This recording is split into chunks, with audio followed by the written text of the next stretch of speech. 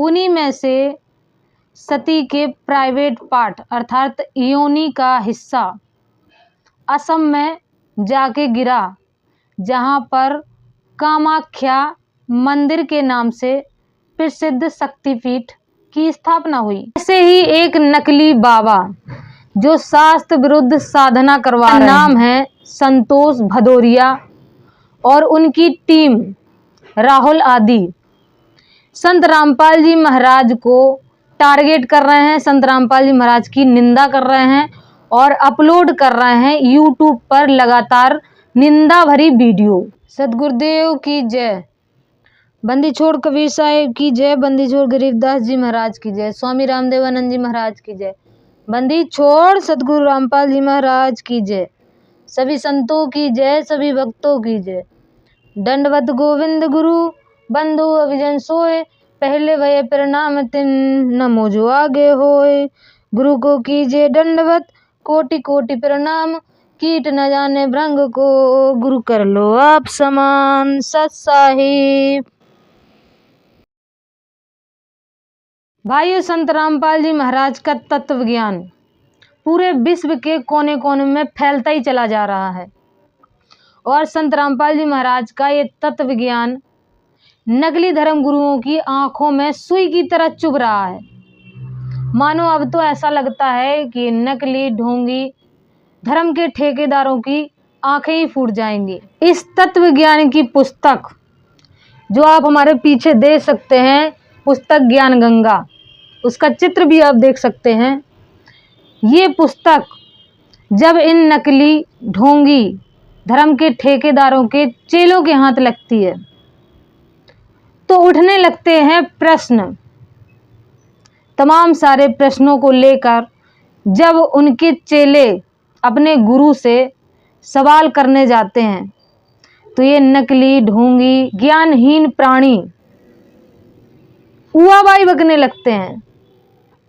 ऐसे ही एक नकली बाबा जो शास्त्र विरुद्ध साधना करवा रहे हैं, ये नकली बाबा जिनका नाम है संतोष भदौरिया और उनकी टीम राहुल आदि संत रामपाल जी महाराज को टारगेट कर रहे हैं, संत रामपाल जी महाराज की निंदा कर रहे हैं और अपलोड कर रहे हैं यूट्यूब पर लगातार निंदा भरी वीडियो।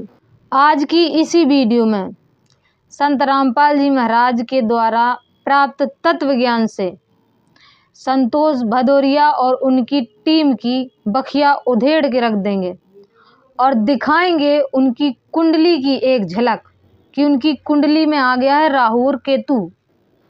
भाइयों, संतोष भदौरिया और उनके चेला चापड़ उनकी टीम संत रामपाल जी महाराज और पवित्र पुस्तक ज्ञान गंगा पर सवाल या प्रश्न उठा रहे हैं, टीका टिप्पणियां कर रहे हैं। तो आज इसी वीडियो में संतोष भदौरिया और उसकी टीम के उठाए हुए प्रश्नों के उत्तर हम इसी वीडियो में दाग देंगे और संत रामपाल जी महाराज के तत्व ज्ञान से इसी वीडियो में उनकी बखेड़ियां उधेड़ के रख देंगे। तो चलिए शुरू करते हैं। संतोष भदौरिया और उनकी टीम ज्ञान गंगा पुस्तक को लेकर प्रश्न उठा रहे हैं। उनका पहला प्रश्न है कि सतलोक में काल निरंजन के अंदर काम वासना कैसे उत्पन्न हो गई। तो इस प्रश्न का जवाब हम तत्व ज्ञान से देंगे। पहले आपको ये बता दें कि संतोष भदौरिया और उनकी टीम का वही हाल है कि अधूरा ज्ञान फसादे जान। अब ये अगर संत रामपाल जी महाराज के सत्संग ध्यान से सुनते तो इनके हृदय में ये प्रश्न उठते ही नहीं। अब ये अधूरा ज्ञान पढ़ के मछली की तरह फड़फड़ा रहे हैं। चलो इनको थोड़ा मल्लम लगा देते हैं। इस प्रश्न का सीधा सा उत्तर है कि सतलोक में काल निरंजन मनमाने तरीके से घोर तपस्या करने लगा। सतपुरुष कबीर साहब ने कई बार रूप बदल बदल कर इसके पास जाकर इससे मना किया कि तप ना कर, लेकिन इसने परमेश्वर की बात को नहीं माना और घोर तपस्या करने लगा। तो इस पर परमेश्वर कबीर कहते हैं कि बचन माने सो हंस हमारा, बिन बचन डूब मुआ संसारा। कि जो वचन मानता है वही परमेश्वर का होता है, जब इसने वचन ही नहीं माना तो ये डूब गया। तो भाइयों, काल निरंजन ओमकार ने तप किया और तप से काम उत्पन्न होता है, और काम से अहंकार और क्रोध उत्पन्न होता है, और अहंकार से लोभ उत्पन्न होता है, और लोभ से मोह उत्पन्न होता है। संतोष भदौरिया और उसकी टीम को तत्व ज्ञान नहीं है। तो भाइयों, तप के बाद काम उत्पन्न होता है। इसका प्रमाण हम ले लेते हैं विश्वामित्र आदि ऋषियों। जब ये ऋषि तप करते हैं तो मेनका, रंभा जैसी उर्वशी इनके पास आती हैं और इनको काम उत्पन्न होता है, और ये काम उनसे अपना पूरा करते हैं। और जब काम पूरा नहीं हो पाता तो उन्हीं अप्सरा आदियों को श्राप भी दे देते हैं। तो यहाँ से सिद्ध होता है कि तप से काम होता है उत्पन्न, और काम पूरा ना होने पर क्रोध आता है, तो ये क्रोध में श्राप दे देते हैं, और ये बची कुछ ही भक्तियों का भी सर्वनाश कर लेते हैं। दूसरा प्रमाण लेते हैं पाराशर आदि ऋषियों का। पाराशर ऋषि थे जो वन में तपस्या कर रहे थे, और तपस्या करते करते उनको इतना अधिक मात्रा में काम उत्पन्न हुआ कि उन्होंने एक पत्ते पे ही वीरपात कर दिया और एक पंछी को पकड़ा दिया। पंछी जा रहा था रास्ते में, एक नदी से गुजर रहा था, पंछी के हाथ से वो पत्ता छूट गया और उस वीर को एक मछली ने निगल लिया। तो उस मछली से एक पुत्री का जन्म हुआ था, और बाद में उन्हीं पाराशर ऋषि ने उसी अपनी पुत्री से काम वासना को पूरा किया। तो इनकी भी भक्ति काम वासना और पुत्री के साथ सहयोग करने से नष्ट हो गई। तो भाइयों, इससे स्पष्ट हो गया कि तप के बाद काम वासना उत्पन्न होती है, और काम वासना के चलते पाराशर ऋषि ने अपनी पुत्री से संभोग किया, और संभोग के बाद परिणाम स्वरूप वेद व्यास का जन्म हुआ। और आज वेद व्यास को सभी जानते हैं कि वेद व्यास ने 18 पुराणों की रचना की थी। इसी कड़ी में तीसरे प्रमाण के रूप में हम ले लेते हैं आदरणीय परमपिता ब्रह्मा जी को कौन नहीं जानता। एक बार की बात है, ब्रह्मा जी घोर तपस्या में लीन थे। माघ शुक्ल पक्ष पंचमी के दिन सुबह के 9 बजे ब्रह्मा जी की नेत्र खुले और उनके तेज से प्रकट हुई एक स्त्री। उस स्त्री का नाम पड़ा सरस्वती। उस स्त्री के यौवन को देखकर ब्रह्मा जी को काम उत्पन्न हुआ। चूँकि तप से काम पहले से ही ब्रह्मा जी के अंदर उत्पन्न हो चुका था, तो ब्रह्मा जी ने खूबसूरती और सुंदरता की उस मूर्ति सरस्वती को आलिंगन कर लिया, जो कि ब्रह्मा जी की पुत्री ही सरस्वती ही थी। ब्रह्मा जी ने काम के वशीभूत होकर अपनी पुत्री को आलिंगन कर लिया। तो तपस्या से ऐसे पाप अन्यासी हो जाते हैं, इसीलिए उस समय सतपुरुष अर्थात परमेश्वर कबीर ने काल ब्रह्म निरंजन ओमकार को तपस्या करने से मना किया था। इस पर आदरणीय गरीबदास जी महाराज कहते हैं, तप से राज राज मदमानम और जन्म तीसरे सुकर सुआनम, कि जो तप करेगा उसको राज मिलेगा, और राज मिलेगा तो अहंकार काम वासना ये सब होंगे, और जब तीसरा जन्म होगा तो सुकर और स्वान, तीसरे जन्म में वो सुअर और कुत्ता बनेगा। तो ये आपके पहले प्रश्न का उत्तर था। अब हम आपका दूसरा प्रश्न ले लेते हैं। संतोष भदौरिया, करौली सरकार और उसकी टीम के एक शख्स राहुल का यूट्यूब चैनल पर दूसरा प्रश्न है कि अगर कोई सत्पुरुष है, परमात्मा है, उसके दर्शन करने से तो राज की इच्छा खत्म हो जानी चाहिए और काल निरंजन सतलोक में सतपुरुष के दर्शन कर रहा था, फिर भी उसके अंदर राज करने की इच्छा थी, तो वो सतपुरुष परमात्मा नहीं है। इनका मानना है जिसके दर्शन के बाद इच्छाएं खत्म हो जाती हैं वही परमात्मा है, और ये अपना परमेश्वर बाबा भोलेनाथ को मानते हैं। भाइयों, इनके इष्ट देव हैं बाबा भोलेनाथ। अब इन्हीं का झाड़ा ले लेते हैं, हो जाएगा दूध का दूध और पानी का पानी। तो भाइयों, इनके दूसरे प्रश्न का जवाब है, एक समय की बात है, पंडित भस्मांग ऋषि थे जो भोलेनाथ की तपस्या में लीन थे, और उनकी तपस्या से प्रसन्न होकर बाबा भोलेनाथ ने पार्वती समेत भस्मांगिरी ऋषि को दर्शन दिए। दर्शन पाने के बाद भस्मांगिरी ऋषि ने जब भोलेनाथ के साथ अति सुंदर पार्वती जी को देखा तो उनके अंदर काम वासना उत्पन्न हो गई। जैसा कि हमने आपको पहले ही बताया कि तप के बाद काम उत्पन्न होता है, तो पार्वती को पाने की इच्छा उत्पन्न हो गई। कई इच्छाएं उत्पन्न हुई, उसमें एक इच्छा थी कि भोलेनाथ के हाथ में कड़ा था, भस्म कड़ा। तो उसने भस्मांगिरी ने सोचा कि ये कड़ा हम इनसे मांग लें और मांग के शिव जी को कर दें भस्म और पार्वती को बना लें अपनी पत्नी। तो भोलेनाथ उसकी मन की इच्छा ना समझते हुए उसको अपना कड़ा उतार के दे दिया। उसके बाद होना क्या था, पड़ गया पीछे शिव जी के। अब भस्मांगिरी पीछे पीछे, शिव जी आगे आगे, पार्वती भी छिपी फिरे। तो भस्मांगिरी की भी इच्छा खत्म नहीं हुई, और रावण ने भी भोलेनाथ की भक्ति की थी, उसकी भी नहीं इच्छा खत्म हुई। वो भी ब्राह्मण था और राक्षस कहलाया, असुर कहलाया शिव जी की भक्ति करने से।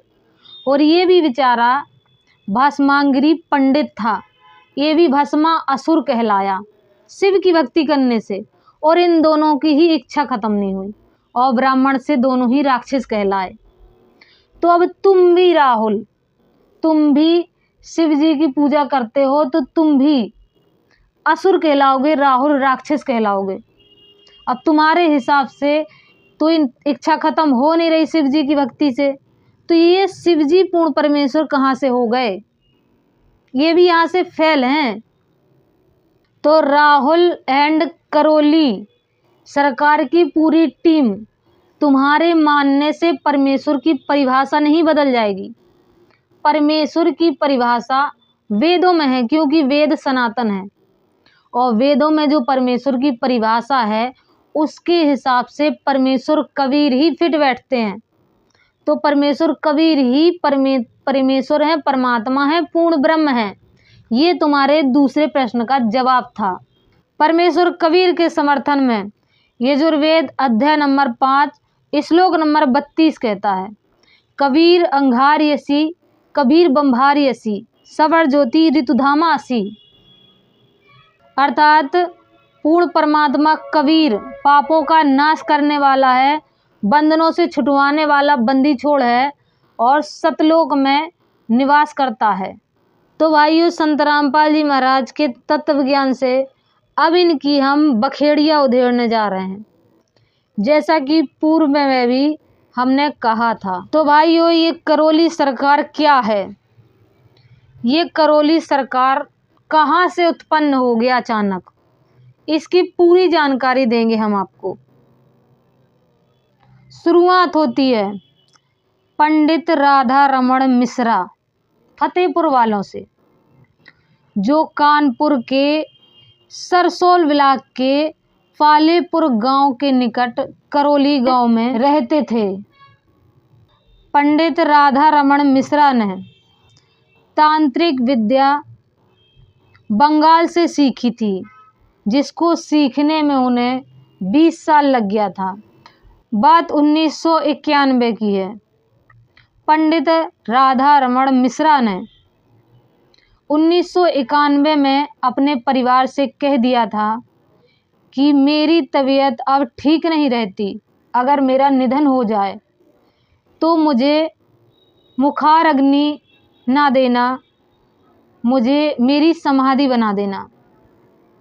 तो 1991 में ही उनका निधन हो गया और उनका दाह संस्कार न करते हुए उनके परिवार ने उनको समाधि दिला दी थी, जो समाधि आज भी करौली गांव में मौजूद है। पंडित राधा रमन मिश्रा की समाधि की जानकारी जब उनके एक चेले को पता चली तो उसने उस समाधि को पक्का करवा दिया, और वही चेला जिसका नाम है संतोष भदौरिया, जो वर्तमान समय में करौली सरकार के नाम से पहचाना जाता है।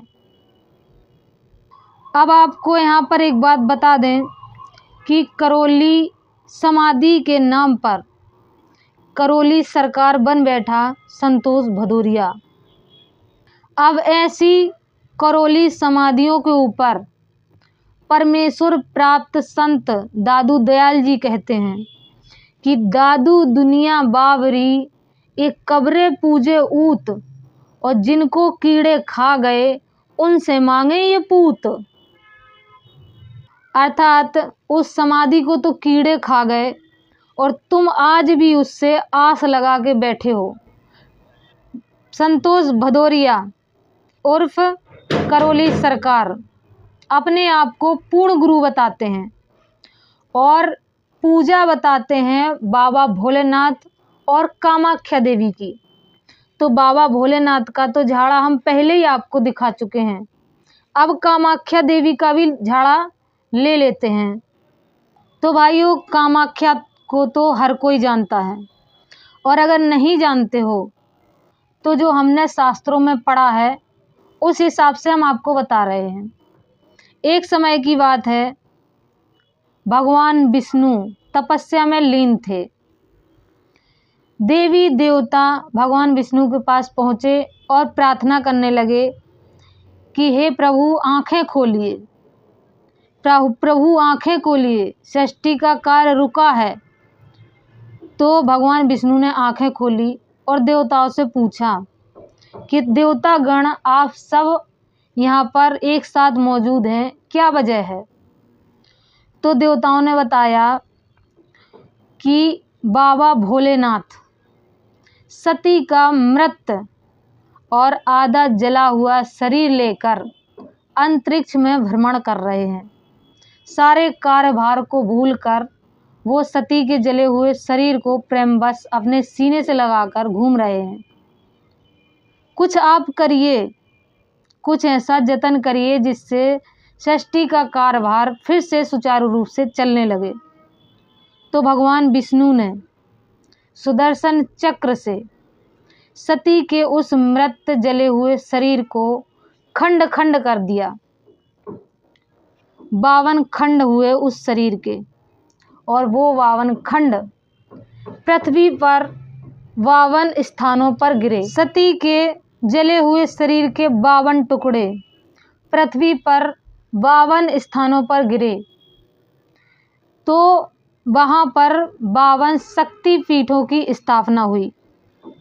उन्हीं में से सती के प्राइवेट पार्ट अर्थात योनि का हिस्सा असम में जाके गिरा, जहाँ पर कामाख्या मंदिर के नाम से प्रसिद्ध शक्तिपीठ की स्थापना हुई।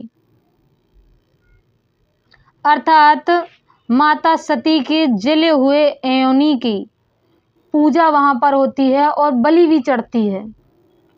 जबकि माता सती का दूसरा जन्म, जो कि शिव जी को सांत्वना देने के लिए ब्रह्मा जी ने कहा था शिव जी से कि शिव जी आप परेशान मत होइए, माता सती का जन्म हिमालय के घर में कुछ ही दिन बाद जन्म होगा और फिर से वो आपको मिलेंगी। तो शिव जी ने भी उस शरीर को त्याग दिया था सती के। तो उस त्यागे हुए शरीर को आप पूज रहे हैं। पूरी देवी को ना पूजकर आप देवी की योनि पूज रहे हैं, तो उससे क्या देवी प्रसन्न होगी आपसे? ये बेशरम पूजा आपने समाज में लागू कर दी।